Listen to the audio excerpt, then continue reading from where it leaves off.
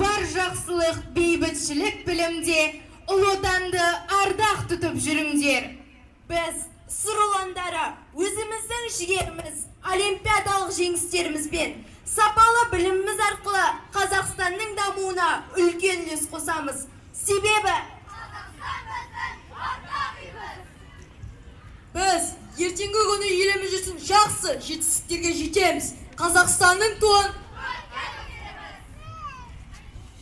Ол үшін бірлік керек. Жасұлан ұйымы бізді бірлікке шақырады. Ал сен бірлікке бастайтын көшбасшы болуға дайынсың ба? Көшбасшы деген кім? Көшбасшы ол ең бірінші тұлға, тамаша өмірді жасаушы.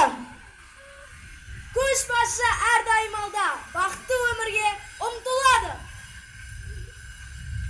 Көшбасшы мінезі оның өмірлік жағдайындағы шешімін айқындайды. Батылдық дарыған бір адам қоғамды қалыптастырады. Бұл ұйым бізді алға жетелейді.